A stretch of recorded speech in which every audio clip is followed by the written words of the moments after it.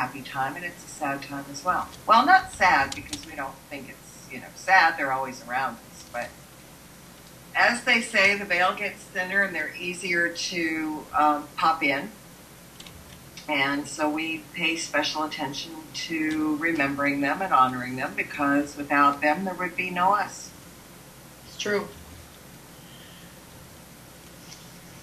One of the things that I wanted to talk about tonight, and then we'll get past this, and I don't want to do an infomercial, but you and I have been working together on putting some CDs together.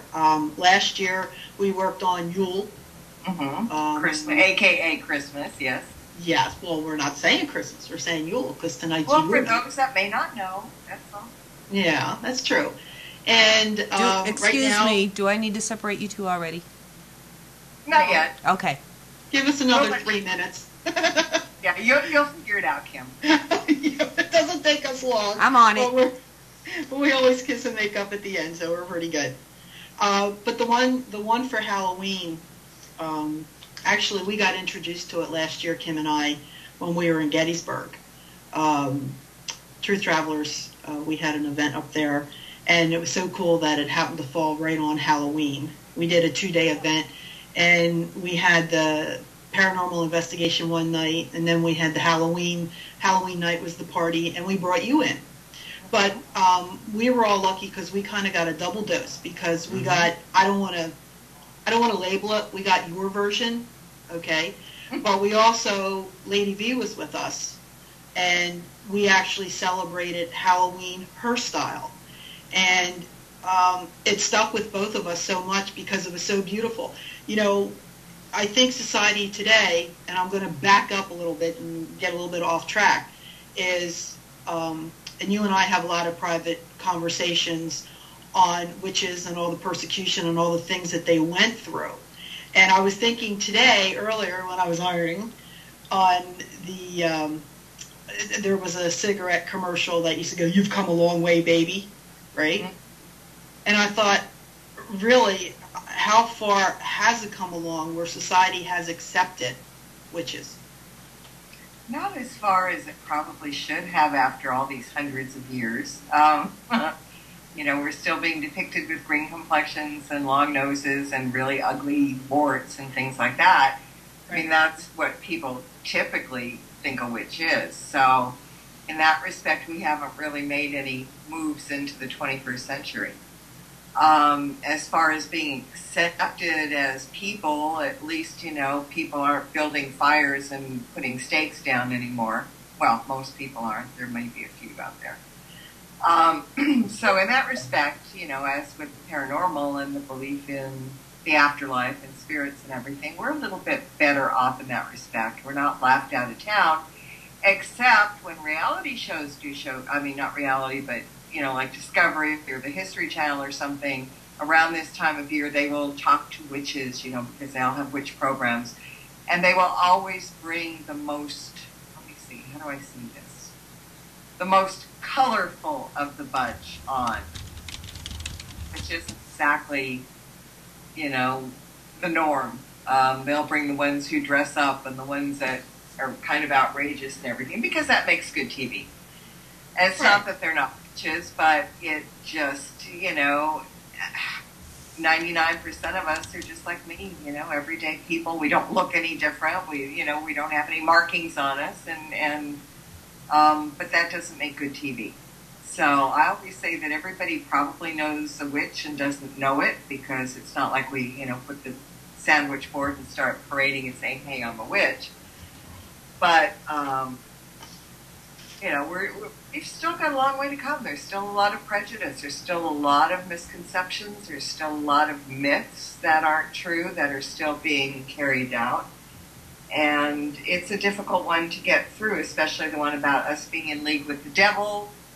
Right. And, that is really kind of silly because, see, people consider Satanists to be witches, and maybe they practice witchcraft, but they're not like the rest of us. And we don't believe in the devil, straight enough. And so to say that we are the minions of the devil and we do their bidding and, we're all these evil creatures because of him, that isn't true, but a lot of people can't get over that. Well, Yeah, going back slightly, I have a friend on Facebook who was offered a TV show being a witch, but they wanted her to dress up Mm-hmm. in like a weird gypsy type thing.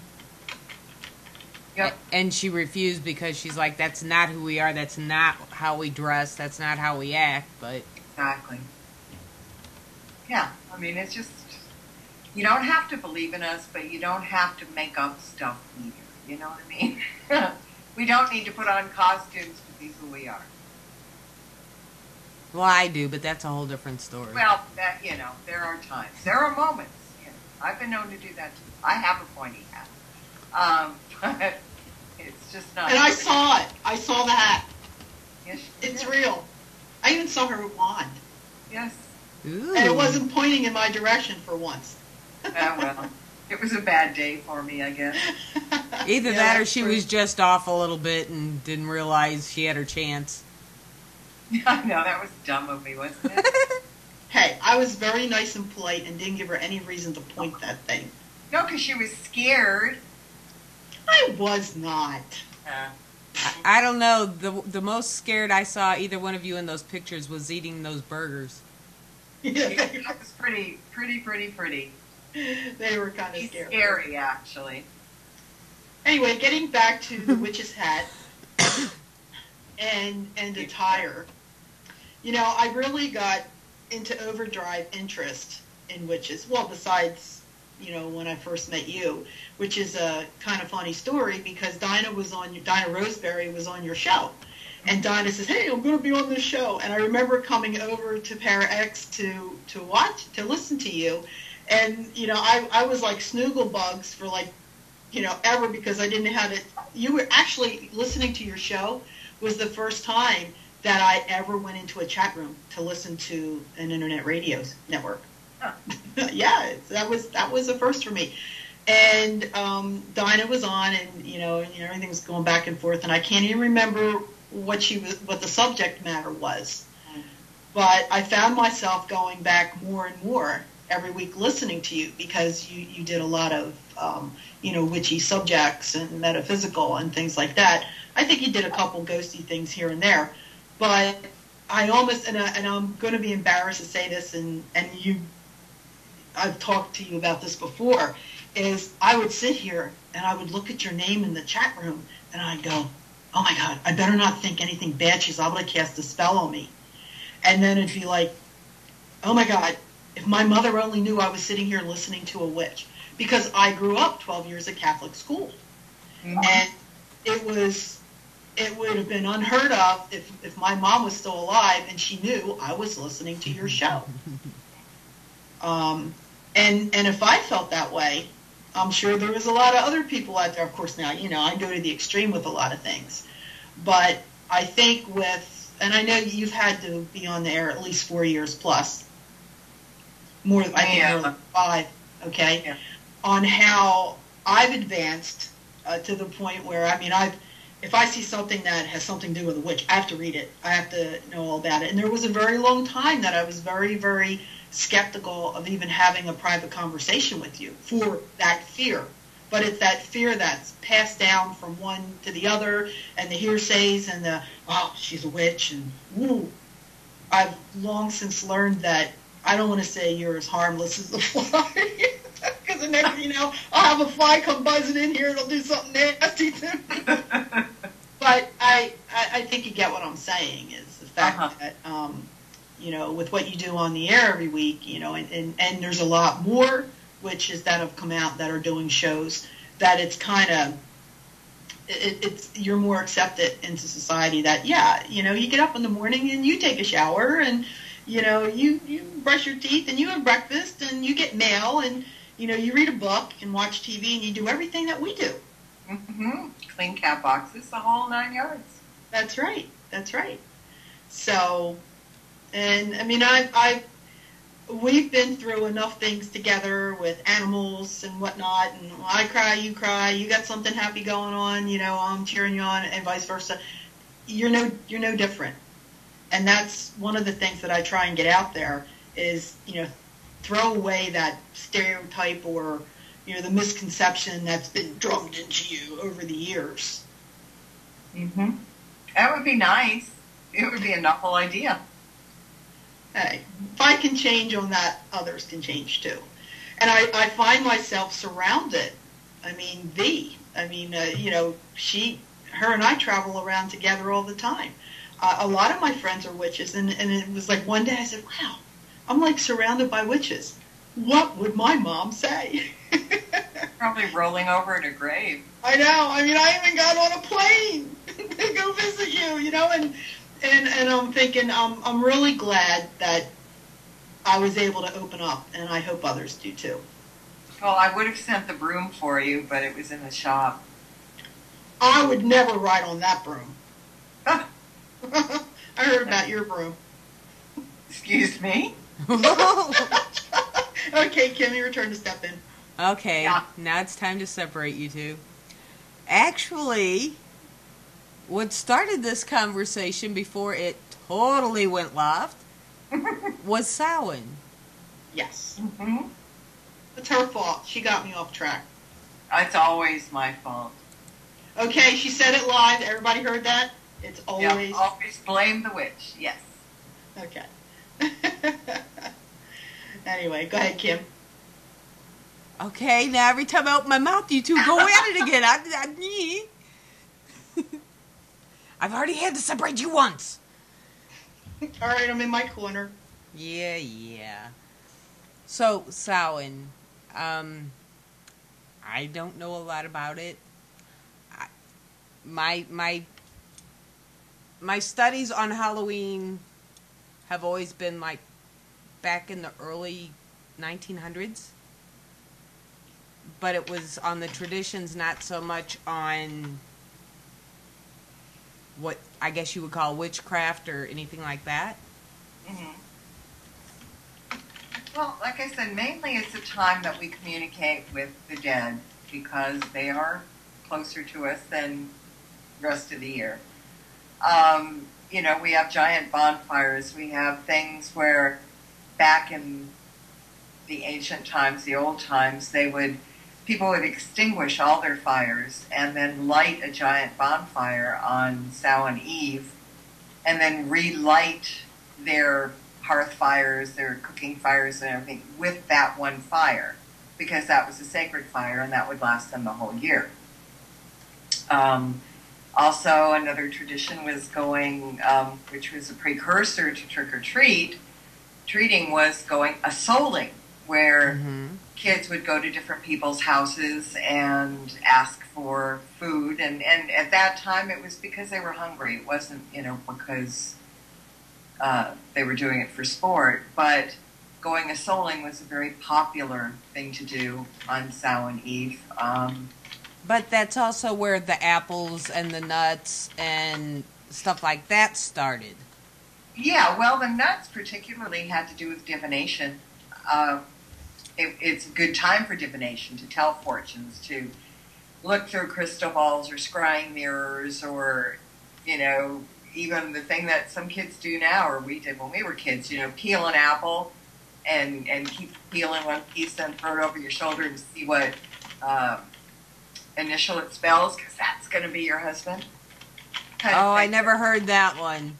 Yeah, that's how it began. And then there was also chestnuts and hazelnuts that they would throw in the fire, and there's different variations of it, but one is that the one that exploded, you put initials on these nuts or something, you aim your nuts before you throw them in the fire. And one version is the one that exploded will be your future mate, and then the other one is the only one left that didn't explode will be a future mate kind of thing. So, yeah, it's really big on divination and on getting in touch with the ancestors and those people that have gone before, because some people believe that when somebody dies throughout the year, they don't leave the earth plane until Halloween night. That's when the door opens and they can pass. So some people consider that the time when the people who have passed throughout the previous year will finally get to go to the other side. Hence the thinning veil? Yeah. Yeah, probably. I don't think they would probably want to stay around if they could just, get on the bus and go kind of thing. Um, but, people, when they pass too. I mean, some people, especially back then, probably believed that they could not go across until Halloween. So they just hung around. Now we're a little bit more savvy and know that we can go anytime we want. We don't have to stick around and wait for, an ancestor's blessing to get over there. Well, I know in the area I grew up in, like you were saying with the nuts and the fire and all that, our thing was the stem on the apple. You twist the apple holding onto the stem, and whatever alphabet letter it landed on while reciting the alphabet is who you were going to marry. Hell, I still do that. So do I. Excuse me? Some habits are hard to break. Hey, just checking. Yeah. Well, I mean, when you do something for so many years, it's just habit. Yeah, like throwing salt over your shoulder. Right, exactly. Yeah. And the black cat thing never bothered me. No, black cats are sweet little things. I mean, it's all superstition, and superstition is year-round. It's not just on Halloween, but certain superstitions, I think, get played a little more on Halloween, like the black cat, because black cats are considered to be witches' familiars. And that kind of came from the belief that when witches wanted to hide, they would turn themselves into black cats. Right. Witches went to black cats, vampires went to bats. Mm-hmm. Yeah. It was morphing, and some days it would be kind of fun to do that. I wish I could. Just to mess with people in a mall. Yeah. Or in the grocery store. Be sitting in the produce aisle and turn into a cat and be sitting on a pumpkin waiting for the next person to walk by. Yeah, and hiss when they walk by. Right, or slap at them. Right, exactly. Or cough up a hairball if you want to be politically correct. All of it would be fun. Trying to think of something that we did as kids other than carve the pumpkin. I came from such a boring background. I didn't even know anything about the apples. See, I just learned something tonight. Wow. Sheltered. Oh, stop. Get ready to separate us, Kim. I've already separated you once. Can you two not behave? She started it. Oh yeah, look, she's pointing fingers. You did start it. Oh, she started it. Ooh. Okay. Well, now I lost my trend. So okay, I have another question. Seeing Mary can't behave. Okay, so basically, Halloween is your celebration of the dead. Is it sort of like, but not really, like the Voodoo's February? Or like the Hispanic Day of the Dead. Right. I mean, they're all tied in different ways. I mean, they're all celebrating the ancestors and those that have gone before. So I think that it's all pretty much the same, and I think each tradition has its own specific hobbies, or not hobbies necessarily, but there are things that they do to celebrate that. But what I find interesting is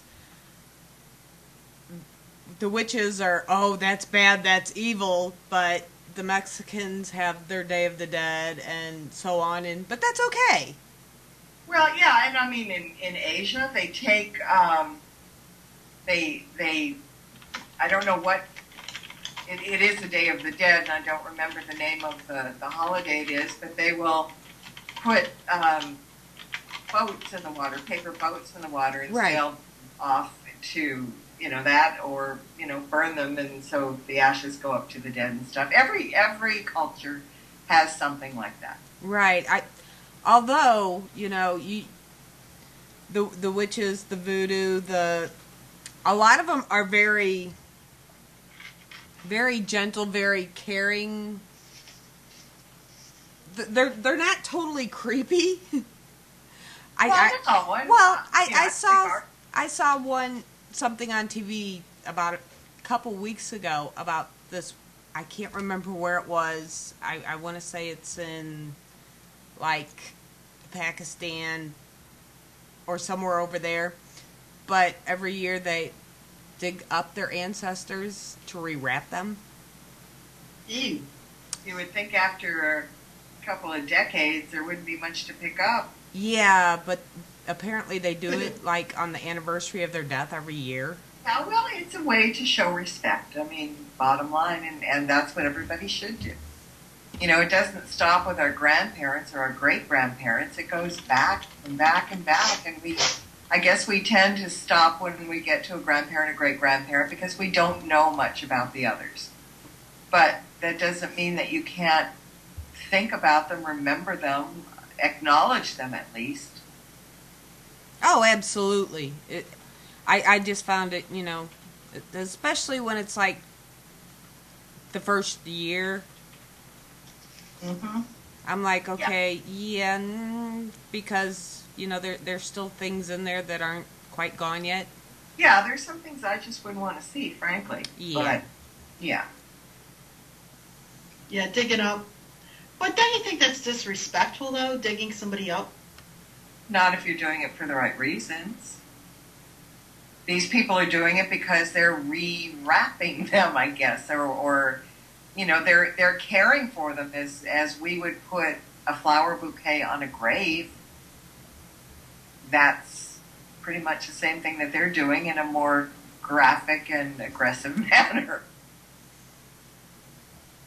I like I've the dug flowers. up a lot of things that I don't know that but, you know, that's their culture, and that's what they're used to doing.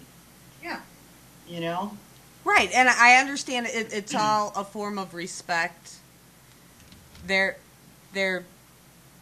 belief is, you know, they're keeping them clean. They're cleaning them up every year so that on their anniversary they're dressed nicely. Yes. And I understand that it is a form of respect. It's just creepy. Yeah, it's just not something that we're used to. I love my grandparents, but I'm not going to dig them up and rewrap them. No, just talk to them. It's easier. So, Well- do you have things like the voodoo, like the voodoo do, like like the gree bags and stuff like that? We have poppets, which are close to voodoo dolls.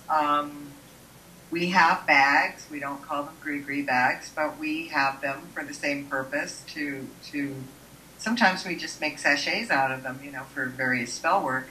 But yeah, it's all, I mean, the craft is very similar across the board. It's just what you do with it and how you do it that's a little bit different, but I guess in layman's terms, the props, a lot of them are the same. Now, candles and things. Are there different color candles used for different holidays? I still want to call them holidays, sorry. That's all right. It's a holiday.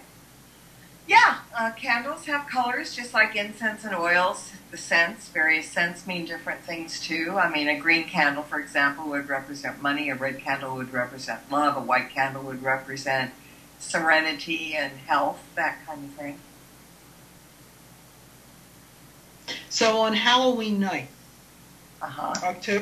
our Halloween, which is October 31st. All Hallows Eve. Yeah. Is there a specific, I don't know that I would want to call it ceremony, but is there something that you do specifically on that night? Lots of people do all kinds of things on that night. Like I said, a lot of people do divination. A lot of people try to get in touch with those out on the other side. Lots of people set up a Halloween altar or revamp their altar so it incorporates more of Halloween because it's also a harvest festival. So you have a lot of pumpkins and corn and those types of colors around. And you will decorate, a lot of people will decorate along those lines. They will put up the harvest things, you know, ears of corn. I have Boris, my rubber spider that I've had since I was a kid. He's still alive and well for a rubber spider. They used to make things better in the old days. So, I mean, I've got Boris up there. Well, Boris is up there all the time, but, you know, That I didn't see Boris, by the way. Just putting that out there. I don't do he's right there spiders. on the lampshade. He just hangs the lampshade and watches people come in and out. Very friendly rubber spider for a rubber spider. So I mean, I just have little things around. I don't. I will decorate a little bit more with pumpkin things or whatever I can find that is to the season. And I will put a couple extra things on my altar. I'll burn Sayin incense, for example, things like that. Orange candles are always nice. But some people, especially covens, will celebrate like somebody in church would go to a high mass. They would have a ceremony for the ancestors or, just for the season, whatever. So everybody celebrates in a different way. Solitaries like me, we just don't go out and, walk around and brag about it. We just do it quietly because, as I said, it is a solemn occasion in many ways. Does Boris have a specific job, or is it just a tradition you have? I don't even remember where I got Boris. It must have been in a Renaissance festival or something, because I used to go to those all the time. And he was just really cute. So no, he doesn't have a job except for looking good on the lampshade, really. I mean, that's kind of his major thing. That's Boris's favorite place to sit. He can spy on people and nobody knows. Well, the reason I asked is, in my family, we all have a mouse that shows up around Christmas time. Uh-huh. And everybody goes out and they pick their own little mouse, and it's never in the same place every year, but the mouse is always there. Uh-huh. Mine's name is Clarence. Good name for a mouse. Well, I got it from It's a Wonderful Life, Clarence Oddbody. Oh, yeah. Yep. That's a good one. Well, Boris got named after the Who song Boris the Spider. That just dated me. No, I don't know what you're talking about. I can't see you, but I can sense that your nose is starting to grow like Pinocchio. No, my nose is always this big. All right, well. Now, recently, what was it, like 2 or 3 weeks ago? You just celebrated one. It was like mid-harvest. They're all over the place. We have 80 years, so it's like every month or so you do. It was the autumnal. I can never say that word, equinox. It was the autumn equinox, and that's what we were celebrating then. And Well, because just followed suit. That's all. I mean, if people take the time and read about these, they're really beautiful. The descriptions on the majority of them. I mean, they're not dark or anything. A lot of them have to do with nature. They all have to do with nature. They have to do, the spring, the fall, the harvest, the reaping, the sowing, the this, the that. If people are friends of mine on Facebook, whatever the Sabbath is, I will post something, usually from YouTube, that explains it and tells you about it so people don't get all scared. Yeah, that's true. And the music is really nice, too, which is, I'm going to get into what I started to talk about, and Marla just kind of, went somewhere else. And don't make me separate you again. Oh, stop. But right now, you have a CD coming out on Sayin. I used to say it wrong, but it took me a while to get it. Actually, it's probably going to be ready by tomorrow. Rick's working hard. Yay! Oh, yeah. But we started out, you did one for Yule, which was Christmas, and now you're doing one for Halloween. And the music that you picked out, it's why don't you tell everybody about it? It's various songs about All Hallows Eve in different perspectives from different bands. Some go back to the old stuff, some stay kind of with newer, kind of neo-pagan sounds and everything, but they all tell a story. The CD has, I think, if I'm not mistaken, 8 different songs. One of them is my favorite, A Souling, because it's a really nice song. But there's a lot of, I think when you tell a story it's also important to add music because, well, first of all, it breaks up the talking head, but secondly, it gives you a better feel. You know how music always puts you in the mood. And so the music I've used on this CD is very educational. It's cute music, nice music, some of it. And this will kind of get you in the Halloween spirit in a witchy sort of way. Yeah, it does. I was able to get access to the written version of it, and of course I had gotten copies of the songs from you. And you and I, in the beginning of this project, you were worried on how Rick would take it. Mm-hmm. Mm-hmm. Because, I mean, he, like, sits on the front pew at church, like, every day and goes to, you know, he's all saying prayers, and here we have him working on this. Yeah, and I spoiled him with the Gettysburg music because he loved that kind of music from the Gettysburg CD. So this was such a difference that I just didn't know, because some of it has kind of a medieval flair to it and stuff. But seems like he loved it. He did. Yeah, he did. Miracles happen. I know. Well, a miracle did happen earlier this evening, and when he got done work, he actually made a small promo of the CD, and we sent it over to Eric, and if Eric can play it for us, everybody will get a little bit of taste of what this CD is going to be about. The most popular festival in ancient times, as well as in modern society, is Samhain, the Celtic New Year, also known as Halloween. It's a time of celebration, superstition, and a time to honor, remember, and pay tribute to our ancestors. At sunset on October 31st, clans or villages began the formal ceremonies of Samhain by lighting a giant bonfire. The people would gather around the fire to burn crops as sacrifices to the Celtic deities. Dressing up for Halloween in modern times gets its roots from dressing up around the sacred bonfire during the original Celtic festival.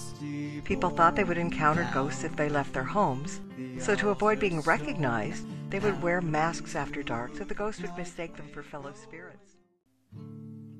The most popular festival in ancient... Sorry. Tell that to my one eardrum, but we're good. Right? You should be over here. He just wants to make sure I wasn't falling asleep. Or probably Marla typed to him, "Send that out for Mary." Nah, I'm just glad I didn't have my headset on. You're not in the chat room, so you didn't get to see, but we also put the cover up of the CD, the front cover. Okay. So, yeah. So, it's, from what I've heard, and I've heard bits and pieces of it, it's really, really good. And it does tell the story, and it's the way you have it all laid out. It's for people like myself and others that are not familiar with how you celebrate things. And you did a good job. Thank you. Well, it's not only how we celebrate things, but a lot of it in there is the thing before it screeched in everybody's ear said. It explains why in modern times we do traditions like trick-or-treating, like costumes. It explains the Halloween colors. It brings the past and the present together, and I think that's important because there's a lot of stuff in there that we already know in a sense because that's what we were brought up celebrating. Well, non-pagans. So, yeah, it's not just about witchy stuff. It's not just about how we celebrate Samhain. It gives the background, but then it morphs into modern times as well, and why we do what we do now. Well, you also have, they're available, this one will be available on your website. Is Yule still up there? I forget. I don't think Yule is. Gettysburg is, but not Yule. Okay. Marla also did one for Gettysburg. And I got to tell you, I was never one that liked geography and history. Well, it's not that I didn't like it. I thought it was really boring because you had to read it. You couldn't fake it. And, when you had to go home and read about this, you only highlighted things just so you could pass the next test. So here I've been going to Gettysburg solid for like the last 5 or 6 years. And I'm embarrassed to say, I really didn't know that much about it. I knew the basics. I knew Jenny Wade. I knew this place. I knew that place. But I never really followed along each and every day. And told Marla, she put together this CD for Gettysburg. So the last time that we went to Gettysburg, which was back in August, I actually listened to it. And it was so interesting, and you did a great job with all the research on that, along with the music. So anybody who's interested in the Gettysburg CD, that is available on our website, which is www.marlabrooks.com. It's a great, well, you know what? I don't even know what I would classify it as. I mean, it's it's a history CD, but it's also entertaining, too, with the music that you put, and it's nostalgic. So it's, yeah. Very period-esque, yes. Yes. And her up-and-coming one after the Halloween, which, well, that one's done. It's just in the process of getting, how should I put it, burned. The CD's burned, but they'll be ready in the next couple days. She's working on Channeling, too. So, we got a real theme going on here, and they're very, very educational, entertaining, and enjoyable. So, yeah, I did like a little mini infomercial there. Yes, you did. Well, I'm like your number one fan with that stuff because you really do a good job. Surprised the heck out of you, didn't it? Yep. Well, and don't forget she's got several lovely books out, and right now is the time for the Collywobbles. Just saying. Yeah, well, and it's also time for the Ghosties. The Collywobbles book, I think, is available on my website, as are the Ghosts of Hollywood and the 2 witchy books. They're all up there. And 2 season guys, Yeah, but I just like the word Collywobbles. Yeah, I do too. It's not fun to have them, but it's fun to say them. Right. Want to see my Collywobbles? Shut up. I know, that's the background. That's a peanut gallery. Yeah. Marla, we have another question for you, and we've asked others in your profession the same question. Now, if you cast a spell, some believe it comes back threefold. I've heard from others it comes back tenfold. Do you believe in either or none? Well, I believe at least in threefold, because I would shudder to think if I ever did anything wrong, it would come back 10 times. 3 times would knock me around badly enough. I don't think there's any particular set right or wrong on that. And I kind of like the tenfold because it really scares people more out of doing bad things. But threefold, tenfold, even if it was onefold, the bottom line is what you put out there, you get back. And how badly you get it back and what you put out there, whether good or bad, is going to be on you. Karmically, it'll show up eventually. Right. But I just kind of stick with the threefold because I just can't imagine something bouncing back. Although, on the other hand, now that I'm sitting here thinking about it, if I believed in tenfold, if I did something good, woohoo, I'd really be good. So I might jump to 10. You never know. For the good and stick with 3 for the bad. Well, have you heard of tenfold? Yes, I have. You're one of the few. Most say they haven't heard of it, but that's what I've heard like my entire life. Yeah, it's not as popular as the threefold law, and the threefold law I think comes across in the Wiccan Read that because it's this very long poem forever that explains Wicca, and in it talks about the threefold law or the law of 3. So I think that's where a lot of people get the threefold law. But again, different people are raised different ways, have different traditions. So tenfold is out there, and I have heard about it. Okay, see, I'm not crazy. Ah. Yeah, did you see Sal's comment about his marriage jokes? Yes, and I told back threefold. And I told he asked if it was about his marriage jokes, and I said it is now. By the way, Sal and Jen's in the chat room, and they've been saying hello. Sal and Jen. Jen's reaction threefold, the little angry faces. Well, anyway, I'm looking at the time, Kim. I know, this one went by really quick. You guys can run as long as you want. There's nobody on behind And you only had to separate us like 3 times. Which isn't bad. Oh, considering. It's not been a good day in that case. Yeah. She'll make up for it later, I can just imagine. Oh. Anyway. Well, All I'm right. a bitch, so you know. So what's up and coming for you? Besides the CD. Well, the CDs are keeping me hopping for sure. I'm working on a deck of Oracle cards, witch Oracle cards that should be out hopefully maybe by spring, maybe. Always doing the show, that keeps me busy too. I don't really have a lot of free time. So, but it's all good stuff. It's all stuff I love to do. And so between the CDs and the Oracle deck, that's really keeping me busy. That's good to hear. And your show this week?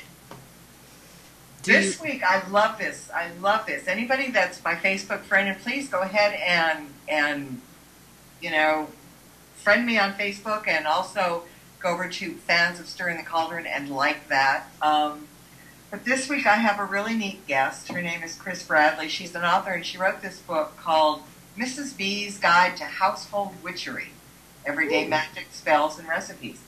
And the picture she sent is lovely, very 50-esque, you know, with this 50-ish housewife wearing a witch's hat. It's really cool. And the book is going to be really good. So it's going to be kind of a fun show, but also informative because she does spells and goodies like that. But it's all household stuff, so it's pretty cool. Cool. Sounds like a good show. I know I'll tune in on that one. You might learn something. Ooh. Yeah, now it could be dangerous. It's Witchcraft for Susie Homemakers. For, you know, Hey. that's great. Yeah, so that's good. All right, Kim, we're on to something here. Yeah, but I'm not a Susie Homemaker. I'm a Dolly Domestic. Okay, that'll work too. All right. Well, we are like out of time here, but we want to thank you for joining us. And especially starting, we were talking about October before you were able to come on, how it's like my favorite time of the year. And so we thank you for joining us on October 1st, which is the beginning of my favorite month. Yes, exactly. On my Facebook page, let the Hallows dance begin. You got it. All right, well, thank you, Marla. Thanks, Thank guys. you, Marla. Talk to you soon. All righty. Bye-bye. Bye. Bye. Okay. I gotta check out that show. I think I want to become a domestic witch. Oh, Lord help us all. Let me find, wait a minute. My wand. Anyway, who's our guest next week? Our guest next week is actually a very fun gentleman. He's been on Pima TV before, Mr. Jody Cook. He is a paranormal investigator, an author. He is into the paranormal, ufology, cryptozoology, and every other ology and para something there is out there. Ooh, okay. Well, that sounds like it's going to be a fun show. And I will be doing the show live from the Shanley Hotel. So how cool is that? Very cool. And you never know what's going to be happening behind you at the Shanley Hotel. That's no kidding. Where the spirits are in. Well, Friday we have an author. His name is Dan Dillard. And he's taking the paranormal and putting a little bit of fun into it. He's got several books out. One's called Demons and, what is it? Other inconveniences. Demons and Other Inconveniences. How to eat a human being. And his latest book that he just came out with, thanks to the zombie apocalypse, is How to Eat a Human Being. So he should be really fun. Okay, you say so. Aw, Remind me come to on. eat carrot sticks that night. I don't know if I'm going to want a burger. Anyway, I want to give a couple shout-outs before we disappear here. Oh, I want absolutely. to shout out to Dinah, my friend. She's my friend always too. got- It's just you get She's to my have, friend first. but you get to have breakfast with her, That's right. Just remember that. with her eggs Benedict. See, Easy. Right. Easy. And speaking of going to the Shanley, Lady V is going to be joining us. I'm not sure if my daughter's going, but Ricky and Jen, there's a big question mark as they might be able to go. I think they're going to be able to go. So it looks like we're going to have a great time. and let me see what else. Sal and Jen, hello, Sal and Jen, and Mike and Maureen. Big hugs to you, Maureen. It was nice talking to you Big earlier. smooches to Maureen. Big ones. And Maureen said to me earlier, she's checking on airline flights. She may join us in Gettysburg. How cool would that be? Yeah, baby. Yeah. I ain't So covering that bar tab. I'll get over it. I would, before we leave, like to mention, Ladies' Night is building up and building up quick. Next Monday. Direct You- Echo. Universal Numbers, which is Enlightened numbers. Enlightened Numbers, which is usually on Saturdays, is going to start joining us on Mondays with Marie Foyer. And then at the end of the month, we are also getting, Becca Shugart is going to be joining us after Marie for Off the Wall. So it is going to be a full ladies' night starting at 8 p.m. till we decide we're done. Okay. Get your estrogen on. But with that, Mary and I are going to skedaddle. We are out of here. We would like to thank you so much for being here. Join us every night of the week. We've always got something going on really good. Just saying. That's right. Just saying. Have a great week, everybody, and see you soon. Night. Good night.